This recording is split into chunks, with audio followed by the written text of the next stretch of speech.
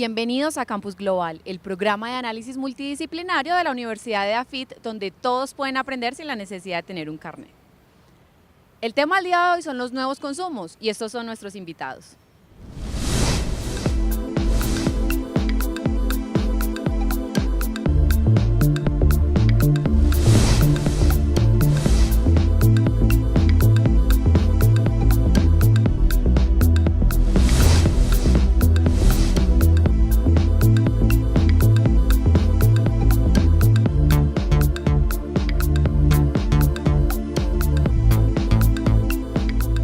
Hoy nos acompaña Omar Mauricio Velázquez, Yaromir Muñoz y Juan Carlos San Clemente. Bienvenidos. Antes de comenzar, vamos a ver qué piensan los estudiantes o qué eligen a la hora de tener dos consumos. Yo siempre me informo por celular, pero creo que ya esta migración de las noticias hacia el celular pues ya hace necesario que no tengamos que leer un periódico. O sea, uno ya encuentra los titulares de los periódicos en el celular, en tu inicio de Facebook, en tu inicio de Twitter, en cualquiera de las redes sociales. Me informo por el celular más que por los periódicos, ya que es a lo que más tengo acceso de manera más fácil. Los periódicos ya quedaron más o menos atrás. Más que todo me informo a través del celular porque mantengo con él todo el tiempo, entonces para mí es más fácil informarme de las noticias por el Facebook o por Instagram. Y también cuando estoy en la universidad a veces cojo los periódicos de acá de la universidad también para echarles una leidita. Me informo por medio de celular, pues porque es una información gratuita, si algo relevante lo comparte pues mucho más gente y uno puede acceder a la información mucho más fácil, y pues por periódicos no lo compro, pues no lo consigo fácilmente, y la información celular es más directa y más fácil. Es evidente que algunos de los medios se han ido desplazando, como el periódico, la radio. Por eso le quiero preguntar a Mauricio, ¿qué impacto ha tenido la llegada del Internet a nuestras vidas? Bueno, el impacto que ha tenido ha sido tremendamente significativo en términos de lo que podemos llamar la aceleración y en términos de conjugar la simultaneidad y la instantaneidad. Lo que en un principio parecía algo muy desprevenido, muy casual, tener esquemas, algoritmos que permitían que la gente tuviera simultáneas discusiones, charlas, por ejemplo en las salas en las que se creaban los chats, empezó a darse, digamos, como en otro terreno, y era el terreno de cómo iba a esquematizarse la información. Ya lo que había que pensar era cómo eso de alguna manera iba a disponer que la plataforma como tal, el mecanismo como tal, permitiera la captación de los medios tradicionales. La manera como la ha reconfigurado es total, porque ahora al Internet le cabe la animación, la imagen, el video, la interacción y todo aquello que no hubiéramos creído que podría pasar 30 años atrás. Con eso que tú dices, Mauro, es evidente que le hemos dado otro sentido al consumo y nos hemos ido más a darle valor al ocio. Por eso vamos a ver cuánto tiempo pasan los jóvenes en redes sociales. Estoy al celular, hoy por ejemplo 2 horas 8 minutos y en promedio por día 7 horas 47 minutos, 34 horas 25 minutos en redes sociales, creatividad 4 horas 50 minutos. Semanalmente paso 28 horas y 24 minutos de uso en el celular. Digamos que las aplicaciones que más uso son WhatsApp con 13 horas, Instagram con 5 horas y Facebook con 56 minutos. Hoy 2 horas y 57 minutos en fotos, en WhatsApp, en la cámara y en Instagram. Semanalmente consumo 6 horas y 16 minutos en el celular. La aplicación que más uso es Instagram y después está WhatsApp. Hoy, por ejemplo, ya llevo como 2 horas, pero tengo que decir que lo uso para todo, para el entrenamiento, redes sociales, el trabajo también, tengo el calendario ahí, los correos.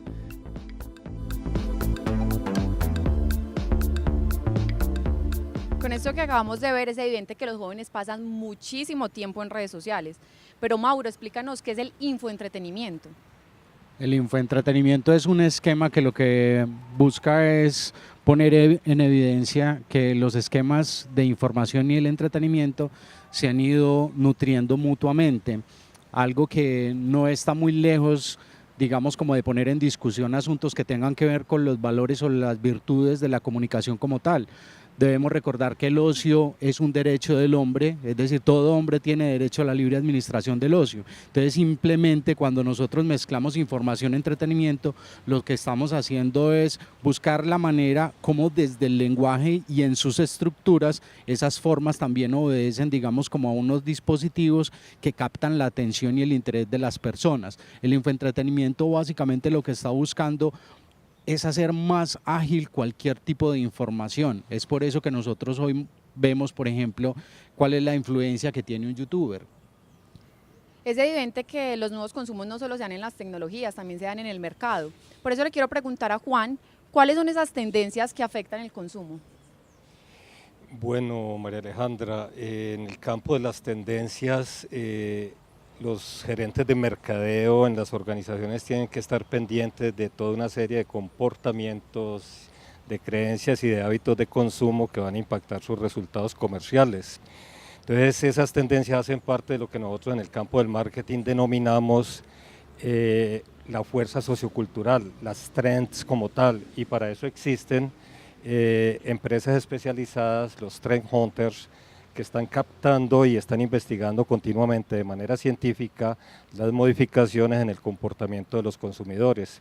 Para mencionarte una nada más, el consumidor hoy en día se está refugiando en su hogar para realizar sus actos de consumo. El consumidor hoy en día no está teniendo tiempo absolutamente para efectuar muchos consumos, desplazándose hacia ciertos puntos de venta de las empresas que le venden bienes o que le venden servicios, y por lo tanto está desarrollando lo que llamamos en el mundo del marketing las 99 vidas, en donde hay que desarrollar almacenes de conveniencia para atravesársele al consumidor. Entonces, esas son algunas de las muchísimas tendencias que estos trend hunters están analizando desde el punto de vista del mercado. ¿Y cómo se evidencian esas tendencias en las prácticas del consumo? Estas tendencias se evidencian de tal suerte que al monitorearse por parte de las organizaciones, estas mismas empresas tienen que plantear negocios que aprovechen esas tendencias. Para decirte algo, la que mencionaba ahorita de un consumidor que se refugia en su hogar y que funciona como un avestruz, que se mete dentro de su propia concha y está metido en ese refugio, tiene que consumir algo que viene del mundo externo. Entonces, esta tendencia nos hace evidenciar la necesidad de tener conexiones de manera tecnológica con el entorno externo para poder que el consumidor desde su propio hogar consuma. Desde el punto de vista de la otra que mencioné, de las 99 vidas que vive el consumidor, pues hombre, tenemos que desarrollar esos puntos de venta de manera también tecnológica, digámoslo así, de manera virtual para que el consumidor pueda adquirir los bienes. Yaromir, es claro que los consumos son muy cambiantes y que por el lado del mercadeo se debe hacer algo, pues como para poder entender y atender estas nuevas tendencias, pero entonces las empresas o el mercadeo, ¿cómo hace para actuar frente a esto? Gracias, María Alejandra. Haciendo propuestas de valor y aprovechando justamente ese esquema de simultaneidad, de convergencia tecnológica, para atraer precisamente, digamos, en el marco de esa tendencia, sea de refugio en el hogar o inclusive de cuestionamiento a la propiedad privada. Me explico.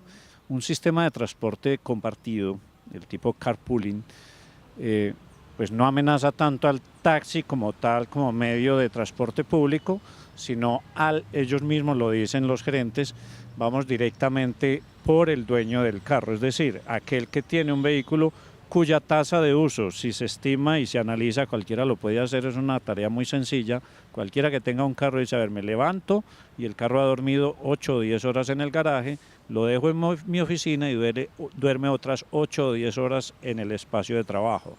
Es decir, mi tasa de uso, y se ha calculado en el mundo, solo está entre el 5 y el 10% del vehículo.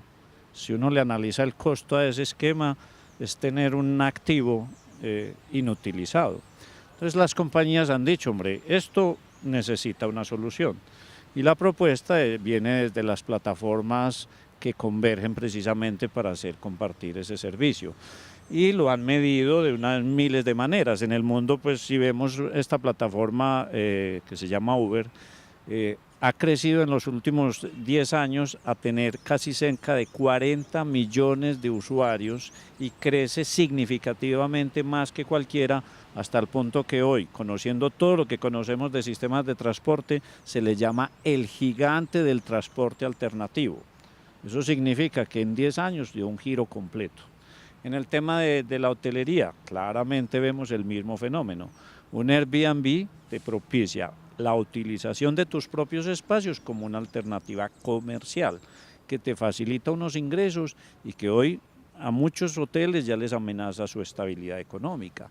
Entonces se hacen muchas modalidades que ya se pueden medir claramente de cómo se está utilizando en el consumo esas nuevas modalidades que afectan inclusive la forma en que se responde a las crisis, la crisis ambiental, las crisis del transporte.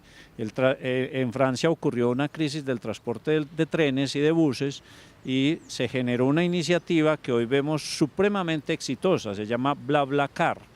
Y esa es una compañía que hoy tiene 65 millones de usuarios. No es lo mismo que Uber, pero claramente muestra que los usuarios no quieren usar su transporte personal y están buscando alternativas compartidas. Eso entra dentro de esa figura de las economías compartidas. Con eso que tú dices, por ejemplo, de Uber, de Airbnb, ahí es donde yo me pregunto, entonces, ¿qué hace una empresa que está en riesgo? ¿Qué medidas tiene que tomar para que esto no suceda o pues por lo menos para crear nuevas estrategias? Digamos que en un esquema de estos, en una economía de mercado siempre se entenderá que la solución que uno propone afecta a los otros. Eso lo hemos visto a lo largo de, por ejemplo, los CDs mueren en el momento en que fuimos capaces de almacenar canción por canción en un iPod o en un sistema de estos que nos vendía a $0.50 la canción y que yo puedo hacer mi álbum a mi amaño, no el álbum que me venda la compañía en 10 canciones que no sirven y 2 que sí son las que sirven. Entonces, ¿ellas qué tienen que hacer? Yo diría, 1, acomodarse a entender un poco esos gustos. 2, acomodar formatos. Hace un poquito hablábamos aquí del tema de los formatos extendidos, por ejemplo en periódico, en consumo de medios. ¿Qué quiere ver la gente? Yo no creo que la gente se quiera casar a tener una responsabilidad de ver series eternas. La gente quiere ver cosas cortas, sencillas. Las personas están hoy buscando algo muy funcional, algo muy que le cubra esa necesidad y ese deseo del ocio, pero sin un compromiso a largo plazo. Entonces nos lleva a todos a replantear los esquemas que estamos haciendo de oferta de bienes y servicios para el entretenimiento, cosa que es supremamente capital. Claro, con eso que tú dices, pues realmente los cambios constantes no solo se dan en el mercado, también se dan en las tecnologías, pero entonces, Mauro, ¿qué reto tiene el productor de contenidos? Voy a amarrar un poco lo que hemos discutido hasta ahora, porque hay varios factores que en términos de consumos culturales reconfiguran completamente el escenario de cómo nosotros vemos, por ejemplo, el entretenimiento. Los ataques terroristas del 2001 fueron el detonante precisamente para eso que hablábamos. La gente tuvo, digamos, como un cierto reparo con el exterior como un potencial escenario de terrorismo. La gente entonces se fue para los hogares. A eso la penetración del internet se sumó. A eso se le sumó la capacidad de almacenamiento que cada vez era mayor en términos digitales. Todo eso fue, digamos, como empezando a configurar un esquema que permitía que todo lo que nosotros estábamos haciendo tuviera como escenario el hogar. Todo o casi todo. Entonces, cuando nosotros vemos, por ejemplo, en términos de contenido lo que está pasando con Netflix, Netflix básicamente es una respuesta a eso, lo que yo te estoy diciendo. Una OTT lo que hace es permitir que 1, no te desplaces, permitir que 2, no tengas que regirte por una parrilla de programación de un canal de televisión. Lo más fascinante que hay hoy en día en términos del entretenimiento referido, por ejemplo, a las plataformas OTT, es que es precisamente, como dice el profesor, te permiten ver formatos ligeros y muy cortos, pero en términos de series. Entonces lo que tú estás creyendo que es muy corto y es muy breve, lo que tiene una elipsis narrativa. Entonces la elipsis narrativa te tiene que mantener ahí pendiente. Entonces vos crees que vas a ver un capítulo de 40 minutos, pero no resistir a ver el siguiente y el siguiente y puedes ver toda una temporada de 6 capítulos en una sentada en una tarde. Con eso que tú dices, Mauro, pues realmente nosotros ya no nos atamos a algo, es decir, ya no nos atamos a que tengo que esperar el programa a las 5 de la tarde, tengo que ir a comprar el periódico, sino que pues nosotros cada vez como que exigimos más. Entonces, en torno a eso se ha creado pues muchos proyectos y muchos productos transmedia, pero ¿qué es esto? ¿Por qué se crea? ¿Por qué nace esto de transmedia? El concepto de transmedia como tal es muy fascinante porque yo siempre he sostenido que la comunicación social como ciencia, campo y disciplina de alguna manera le había conferido muchos adjetivos a los usuarios. Los llamaba consumidores, receptores, ciudadanos, de diferentes maneras. Cuando Henry Jenkins llama al consumidor finalmente fan, nosotros comenzamos a entender que realmente nos movemos por factores de valores estéticos y emocionales. Somos fan de un equipo de fútbol, somos fan de una marca de vehículos, somos fan de un libro, somos fan de una serie. Entonces, alrededor de eso se crean una serie de recursos que permiten que todo el relato que hay alrededor de ese objeto pueda ser narrado en diferentes dispositivos y uno termina participando de la creación de ese universo narrativo porque uno se apropia orgánicamente de ese tipo de cosas. Entonces se crea un concepto a partir del fandom.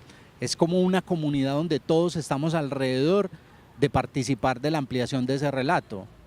En este momento la coyuntura es la última temporada de Game of Thrones. ¿Qué pasa? Millones y millones y millones de televidentes alrededor del mundo que están viendo prácticamente el último de los programas televisivos que todavía hoy tiene que ver con no la simultaneidad y la instantaneidad, está potenciando el universo narrativo de eso a partir de memes, comentarios, interacciones en redes, creaciones, pinturas, dibujos, de todo. Entonces, básicamente el transmedia tiene que ver con cómo todos nosotros hemos accedido a través de distintos dispositivos a que los universos narrativos de todo tipo de producto, bien, marca, servicio u objeto pueda crecer. ¿Esto cómo se estudia, Mauro? Eso se estudia en una maestría muy linda que tenemos en EAFIT que se llama Comunicación Transmedia, pero también se estudia mucho desde nuestros propios consumos culturales. Cuando nosotros vamos al cine, nosotros vemos que hay un rompetráfico. Cuando vemos la película, queremos tener la camiseta, queremos tener el mug, queremos ver el libro, ver de qué manera la persona que hizo el guión literario de esa película se inspiró en un libro ya que lo había antecedido.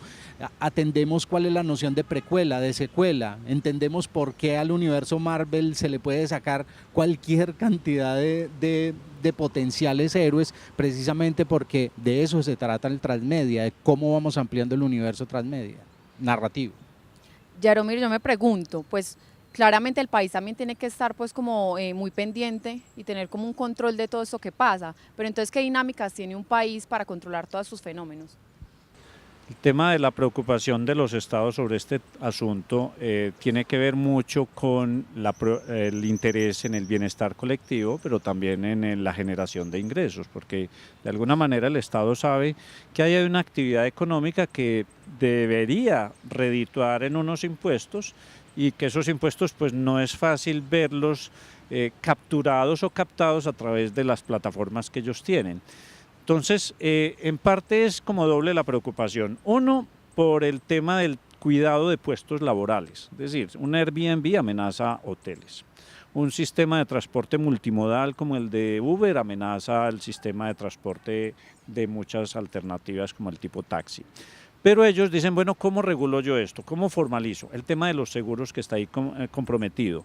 No obstante, hay que tener en cuenta que la mayoría de estas actividades comerciales que ofrecen algo al usuario se basan en algo que es fundamental y es el tema de la confianza. El Estado debe ser un garante de actores que le faciliten la confianza, es decir, que no se minimicen ni se haga nada en contra de esa actividad. Y otra cosa muy importante es que el Estado pues busca a su vez generar dinámicas económicas donde él intervenga lo menos posible. Eso lo hemos visto en la mayoría de los estados, sabemos que precisamente la televisión pública se vio afectada en principio por los canales privados y ahora precisamente las mismas redes tipo Netflix y la oferta de servicios, que yo le complementaría una cosa, uno lo puede llevar consigo mismo, es como cargar la televisión al hombro, yo en cualquier dispositivo y donde me esté moviendo con mi cuenta puedo seguir viendo la serie. Entonces es cómo carga de alguna manera eso de impuestos que le permitan seguir funcionando como Estado, vigilando lo que se presenta. En términos de publicidad, hay muchos contenidos que son invasivos. pues estos medios terminan siendo de alguna manera controladores de ese mecanismo publicitario. Por ejemplo, pensemos en los niños. Recientemente he visto una cosa preocupante, por ejemplo en YouTube, que se mete una figura extraña que invita a los niños a cometer actos indebidos, con lo cual se nota que hay cierta vulnerabilidad en esos sistemas y que terminan afectando la tranquilidad de los hogares. Pues el Estado de alguna manera pues también debe intervenir en este mecanismo, en esa red profunda que está ahí presente, que permite la expresión individual, pero que a su vez puede ser una amenaza colectiva para el tema del cuidado de niños en términos de salud psicológica, en temas de suicidio, pues todas esas cosas son complicadas. Claro, con eso que tú dices me surgen muchas preguntas. Una de ellas es, pues con esto de los nuevos consumos nosotros tenemos acceso a lo que sea, a lo que queramos. Es decir, nosotros podemos acceder a lo bueno, pero también a lo malo, porque ya hay muchas cosas pues que están afectando, como tú lo decías, suicidios, bullying, ciberbullying. Pero entonces, ¿qué papel tiene ahí tanto el Estado como por ejemplo ustedes, pues la parte de mercadeo, la parte de tecnología, la parte de comunicación para intentar como poder limitar un poco más esto? Uno podría decir que el Estado es un vigilante de espectro magnético y que es capaz de tener un cierto control. La prueba es que recientemente pues, hubo una noticia de alguien que sorprendieron porque manejaba un poco una red de prostitución o de cosas con menores de edad y lo pillaron efectivamente por la modalidad de hacer un rastreo de dirección y de dónde se metió, y eso fue con ayuda de otras autoridades. Digamos que el Estado tiene una capacidad que puede aprovechar y la misma policía ha sido consciente de todo ese tema y de alguna manera pues sería como capitalizar mejor esas capacidades para lograr vincularse a la seguridad del colectivo en general en medio de toda esa multimodalidad y de gamas posibles que hay de ver programas y de estar en red y de conocer cosas y de hacer cosas ahí. La gente cree que eso de alguna manera es oculto, pero yo diría que eso es más público que cualquier cosa. Entonces, pues sí, ya sería un asunto de cómo el Estado se compromete con ese tema. No sé si Juan Carlos tiene al respecto algo que decir. No, las empresas debieran complementar esa actividad que realiza el Estado, justamente siguiendo una tendencia que buscan los consumidores, que busca el mercado, y es que sean marcas éticas, que sean marcas responsables, es decir, que desarrollen unas prácticas comerciales intensas relacionados con mostrarle al mercado efectivamente su responsabilidad en distintos campos, y uno de ellos no mentirle al mercado, no utilizar todas estas alternativas y todas estas tecnologías para efectos de dominar el mercado, sino más bien colaborar con el mercado y tenerlo hacia el largo plazo.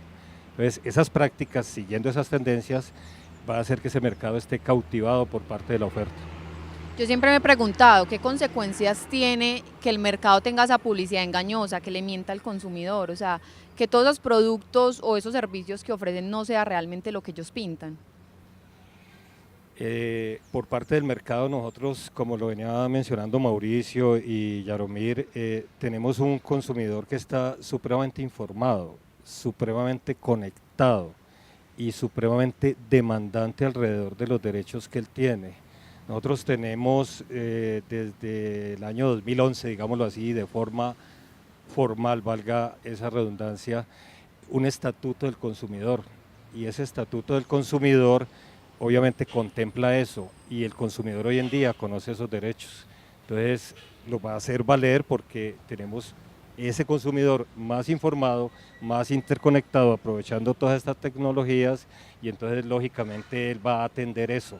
Además maneja una intuición bárbara alrededor de que ya se sabe quién nos está tratando verdaderamente como un buen reporte en una relación. Es decir, ya el consumidor no se siente dominado por las empresas, por la oferta, ya el consumidor no come cuento, digámoslo así, aparte de que conoce la legislación, sabe la forma cómo aplicarla y sabe cómo reclamar. Yo me pregunto, en el caso de estas nuevas plataformas como los Google, WhatsApp, Facebook, pues todo esto que nos ofrece un servicio gratuito, ¿cómo se hace para que las otras estrategias de consumo se logren, viendo pues que ya tenemos todo gratis, pues todo lo tenemos a nuestra mano, es gratis, no tenemos que pagar? Entonces, ¿cómo esa otra cantidad de consumos hacen para combatir pues como este fenómeno? El concepto de la gratuidad es muy ambiguo, porque lo que en apariencia es gratuito realmente tiene todo un esquema en términos de recursos, donde hay unas altas inversiones y donde uno parecería que está atendiendo a algo que es completamente libre, ¿cierto? Eso por un lado para hacer claridad, pero tenés toda la razón. Claro, las demás marcas cuando ven que otras personas están haciendo uso de unas redes que les posibilitan mercadear, que les posibilitan crear signos de valor alrededor de un objeto, pues obviamente se tienen que preguntar, ¿cómo yo también puedo participar de esto? ¿Cómo yo de alguna manera aprendo a leerlo, no a atacarlo, sino a defenderme a través de esto mismo? Creo que una de las pruebas y en comunicación social últimamente digamos que se ha convertido casi, con todo respeto, en una idea delirante. El asunto se ha convertido en ver cómo la información tradicional y los medios tradicionales imitan el rasgo del youtuber. Entonces, el rasgo del éxito que tienen La Puya o Daniel Samper tiene que ver precisamente con que alguien se preguntó cómo desde el infoentretenimiento una persona estaba creando algún tipo de contenido que no era ni el más pertinente ni el más relevante, pero entonces los medios tradicionales dijeron, a la gente le gusta este tono, esta estructura narrativa, este tipo de lenguaje y yo lo puedo asumir. Entonces, básicamente lo que hacen es preguntarse, ¿cómo nosotros también encajamos en estos esquemas? Un poco para complementar lo que estaban diciendo los profes ahora con respecto también como a la manera como se debe regir y se debe vigilar, hay un aspecto que también es muy importante, es el de la inteligencia colectiva. Además de existir, digamos, como un revisor, un gran hermano que esté pendiente del rastro electrónico, la gente también empieza a crear, digamos, como unas tendencias a ser vigilantes y a protegerse. Nada más hace poco una mal llamada influenciadora, porque siempre he creído que son mal llamados influenciadores, fue sorprendida comiendo un tipo de comida que ella a lo largo de su carrera como influenciadora había dicho, de esto no se puede comer. Entonces la inteligencia colectiva, ¿qué es lo que hace? Al verse revelado, digamos, como este secreto, muchas personas empiezan a desconfiar y como dice el profesor Yaromir, la confianza es un factor importantísimo en este momento en términos de inteligencia colectiva. Claro, es que es donde yo pienso, eso es un fenómeno preocupante porque realmente cuántas personas no hay detrás de ellos haciendo lo que hacen, pero entonces lo que ellos están diciendo que uno debe hacer es mentiras, o que pues... Sí, claro, hay un tema muy importante ahí que es la coherencia discursiva, la coherencia de acción, la coherencia de sentir. Y para atender un poco el tema tuyo de hace un rato sobre qué hacen esos otros negocios, uno podría hablar de omnicanalidad, es decir, los que empezaron en físico y se han volcado a esa segunda imagen visual, auditiva, de medios en general, pero también hemos visto que los que empezaron muy virtuales tipo Amazon se han volcado a tener una tienda física, es decir, combinan los dos de una manera pues efectiva. Y otra cosa muy importante es que las comunidades y los lectores, los usuarios, los fans, como los llamemos, son personas confrontativas, son personas que precisamente aplicando ese concepto de inteligencia colectiva enjuician, no en términos de moralidad, sino en términos de coherencia de lo que están viendo y lo ponen en sus redes, lo mencionan y eso a su vez se vuelve un mecanismo de control, precisamente para evitar ese mal uso comunicacional o de engaño o de contenidos que afectan la integridad del otro. Pues diríamos que hoy mentir con algo para engañar a la gente o engatusar a la gente realmente es casi que un acto suicida de parte del oferente que haga eso, porque eso en 2 minutos está conocido por todo el mundo y hay el fenómeno de boicot. La gente hoy se pronuncia y tiene voz, tiene voto y tiene ciudadanía colectiva. Es que yo creo que realmente por eso ha caído tanto la publicidad, porque nosotros ya no creemos en la publicidad. Nos venden un champú que nos va a hacer crecer el pelo 5 centímetros, pero nosotros ya no creemos en eso, porque la publicidad se ha ido como devaluando mucho y ya pues ha perdido como esa credibilidad. Pero entonces, ¿qué estrategias utilizan ustedes para que la publicidad siga teniendo como esa misma fuerza y ya no la gente pues no piensa es que esto es un engaño? Pues por más que me la vendan como me la venden, yo sé que eso no es. El consumidor es soberano definitivamente. El consumidor ordena, el consumidor no es el mismo de hace 30, 40 años, en donde se ejercían estrategias por parte de marketing, unas estrategias push. Hoy en día incluso la misma publicidad tradicional en cierta forma ha migrado hacia otros medios, pero lo que sigue siendo muy significativo es el mensaje. Y cuando hablamos del mensaje debe ser un mensaje que sea genuino, un mensaje que sea ético, un mensaje que mueva a la acción, un mensaje que capte la atención de ese público, de ese mercado, pero que ese mensaje sea el mismo durante cierto tiempo, para que el mercado mismo crea en el mensaje. No podemos estar variándolo todo el tiempo y que se vea el ánimo cortoplacista que tiene el estratega de mercadeo, es decir, la empresa. Entonces, esa publicidad tradicional, digámoslo, por los medios tradicionales, de forma masiva, sí que ha migrado hacia todas estas alternativas de redes sociales, la estrategia online y web de las empresas, pero definitivamente el mensaje lo está digiriendo el mismo mercado, él mismo lo está validando, él mismo está enjuiciando ese mensaje y él mismo se está pronunciando. ¿Con qué? Con sus actos de consumo. Claro, es que es donde se nota que realmente pues ha cambiado mucho la manera de consumir, porque anteriormente pues necesitas un jabón, vas y lo compras. Las personas ya no piden productos sino experiencia. La marca que me da experiencia es la que yo quiero, valga lo que valga. Pero si me da experiencia, la quiero y pues creo como una cercanía. Ya no me interesa tanto el producto, sino lo que ese producto me haga sentir. Entonces hemos emigrado como a otra forma de consumir. Ya pues no importa tanto el valor, ya no importa tanto qué me venda la publicidad, sino qué me haga sentir y cómo lo perciba yo. Las empresas hoy en día, más que medir la simple satisfacción después de que un cliente ha consumido su producto, están trabajando en el campo del valor, pero no el valor desde el punto de vista costo, no el valor desde el punto de vista precio, desde el punto de vista costo monetario.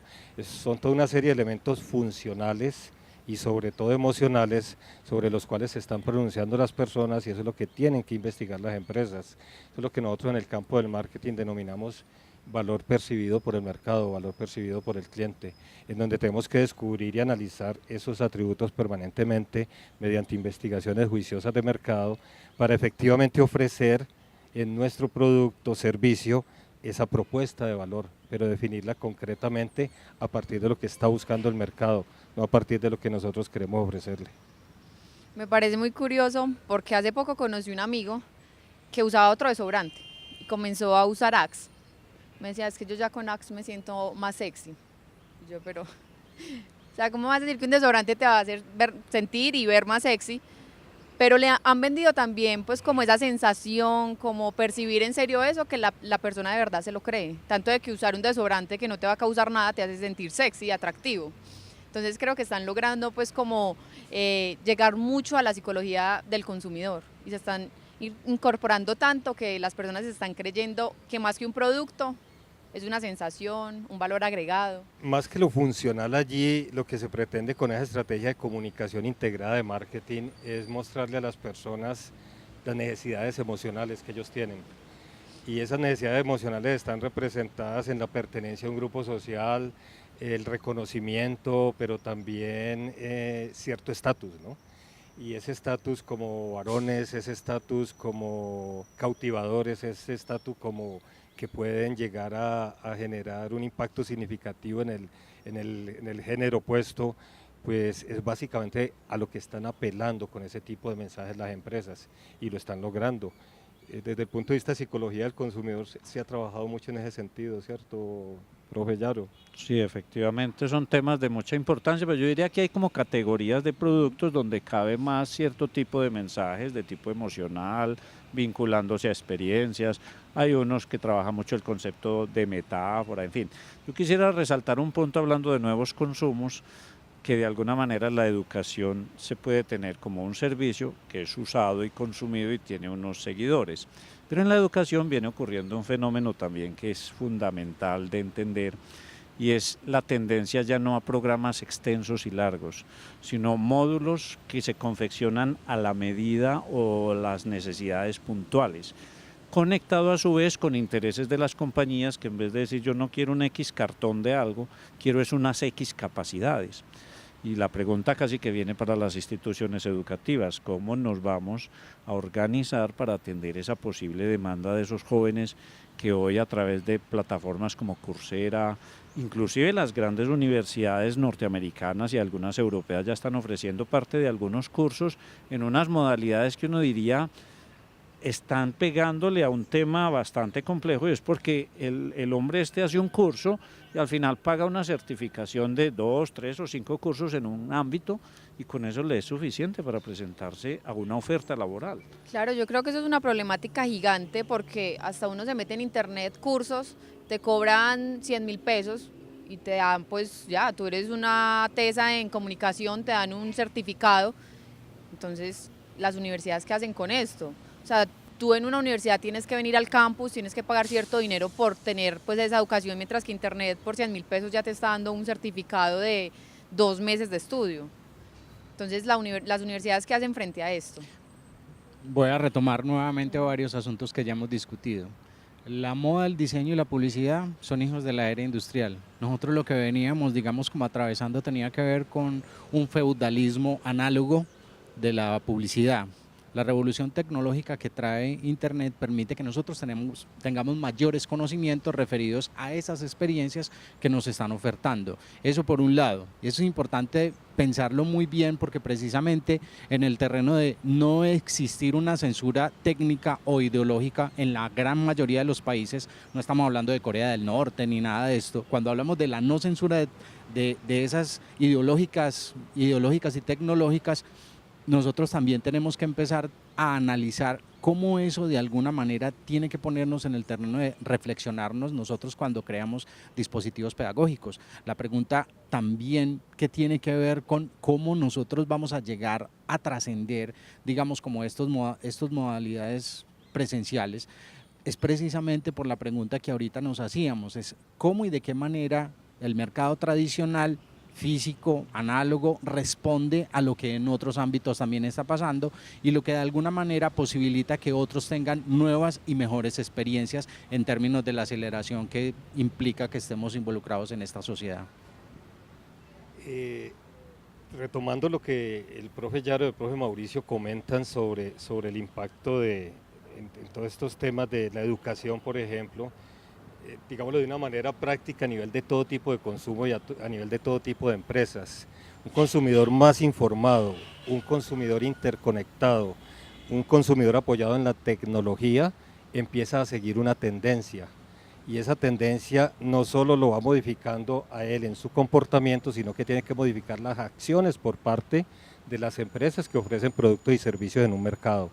En ese orden de ideas, no solo las instituciones educativas nos estamos preparando para ese tipo de cambios fundamentales, no solo las personas nos estamos como consumidores, como clientes de organizaciones, estamos modificando también nuestros comportamientos.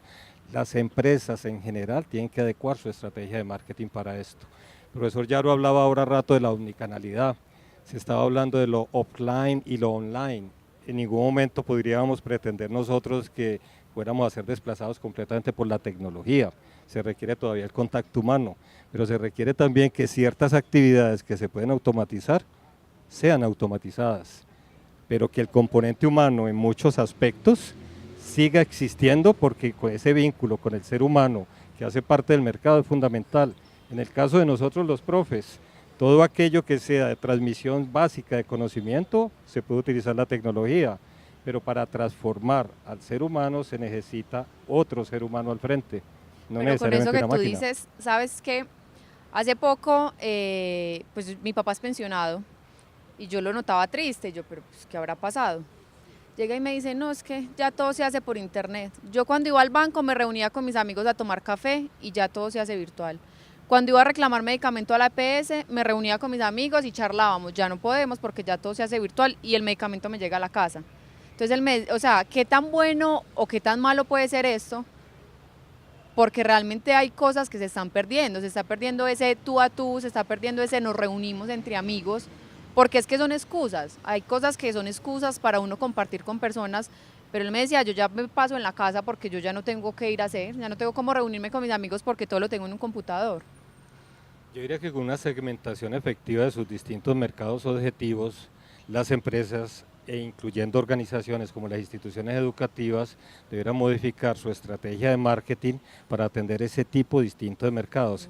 Emocionalmente una persona pensionada, ¿qué es más significativo? ¿Actuar tecnológicamente o interactivamente con una organización o hacer el desplazamiento físico para encontrarse con otro ser humano? Pienso que lo segundo, ¿cierto? Y al ser lo segundo, pues las instituciones que tienen ese vínculo con ese tipo de personajes debieran establecer estrategias para seguir atendiendo a esas personas que todavía hacen parte de su mercado objetivo de la forma como ellas quieren sentirse mejor. Lo mismo nos sucede a las instituciones educativas. Nosotros tenemos programas aquí en esta universidad dirigidos a personas que tienen cierta edad, que quieren ese contacto, que no quieren la virtualidad, que no quieren la tecnología, sino que quieren venirse a encontrar aquí en este campus con otros pares. Pues tenemos que seguir privilegiando ese tipo de programas. Tenemos otro mercado objetivo que busca un blended, una estrategia blended de cuestiones presenciales y cuestiones virtuales. Desarrollémoslo así de esa manera para ese mercado. Y tenemos otro que, siendo mucho más joven, solo quiere la presencialidad, pues tenemos que atenderlo de esa manera igualmente. Hablando de las instituciones educativas, hablando de servicios educativos. Yo creo que eso que dice el profesor Juan Carlos es supremamente importante porque significa conocer los distintos públicos. Uno no puede homologar o meter en el mismo esquema a todas las personas, ¿cierto? Y lo que tú cuentas de tu padre, pues también se puede evidenciar en esa modalidad dominante de la pérdida del sentido de la seducción, de la capacidad de hablarle a otro ser humano en palabras un poco vinculantes, emocionales, afectivas, y que todo se mueva, digamos que a la gente le terminan por la red, por lo del internet, le dicen me terminó la relación, esto se acabó, como que sin espacio para el duelo, sin espacio para digamos todos los elementos que convergen cuando dos humanos se encuentran y que necesariamente tenemos que seguir entendiendo que en lo humano siempre habrá los niveles distintos de relacionamiento y de valoración que competen a lo que los signos de los tiempos nos dieron a cada uno, que eso es supremamente importante. Yo voy a rematar, si me lo permiten, lo que acaba de decir Juan Carlos y Yaromir. Es fundamental que el hombre se siga reuniendo con el hombre.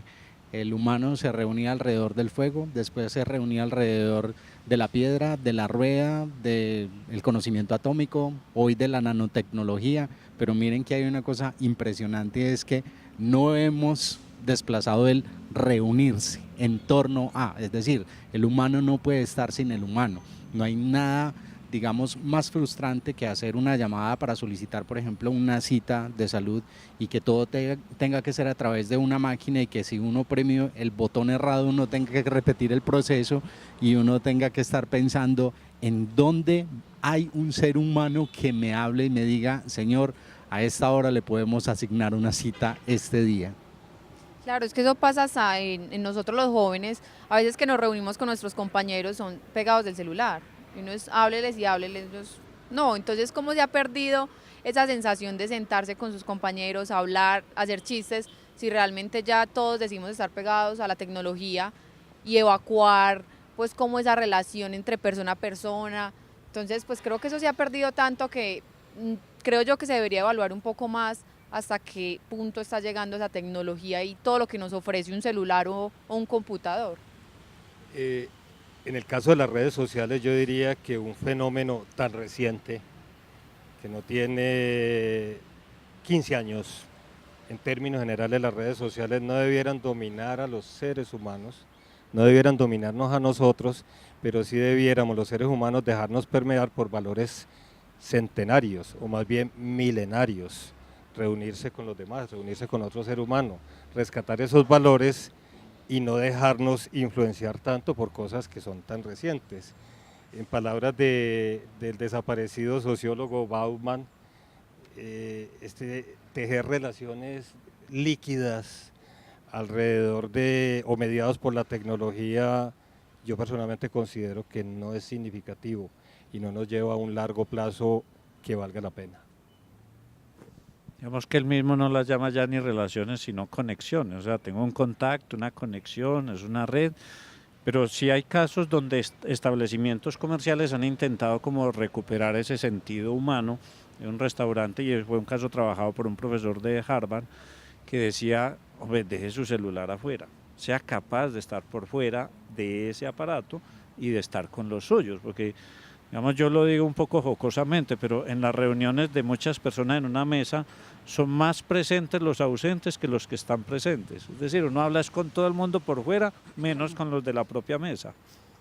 Es muy particular porque todos los aprendizajes son individuales. Uno no puede llegar de entrada diciéndole a un estudiante que cambie sus comportamientos, pero son mínimos llamados de atención que uno debe hacer en la sociedad.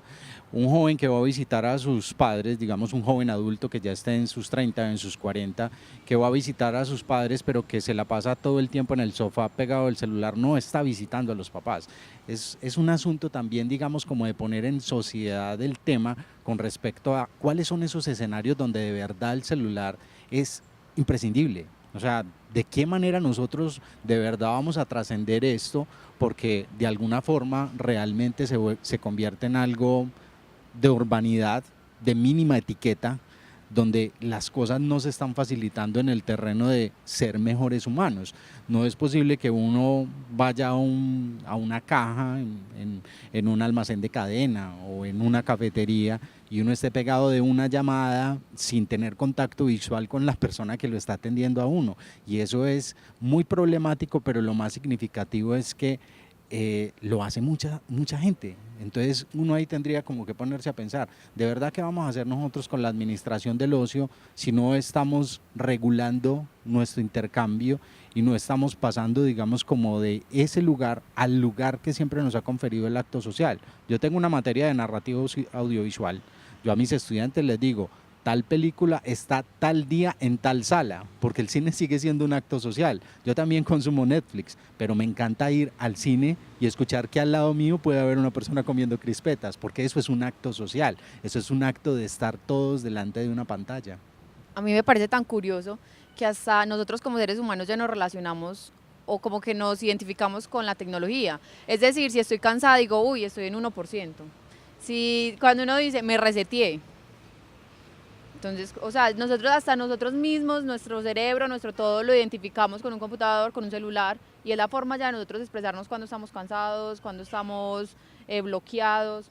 Entonces me parece muy curioso que hasta nosotros mismos ya nos identifiquemos con eso. Vemos que es una incorporación extrema de cómo ese lenguaje ha permeado la manera de estar en el mundo de cada uno, ¿cierto? Pero eso hace también alusión a otro concepto que hace mucho tiempo fue expuesto por Foucault sobre el tema de sociedades de control. Es decir, es el momento en el cual nosotros mismos, a partir de la autorización expresa o manifiesta del mismo individuo, ha entregado una especie de control de su vida privada, su vida íntima, al ponerla justamente en lo público. Y el otro que puede ser o un oportunista o un vigilante o alguien que cuide de vos, de alguna manera puede mirar qué tanto aprovecha ese tipo de cosas. Y justamente lo que hoy estamos, no sé si creo que era Orwell el que lo decía, como un mecanismo de chip donde yo puedo controlar tus movimientos.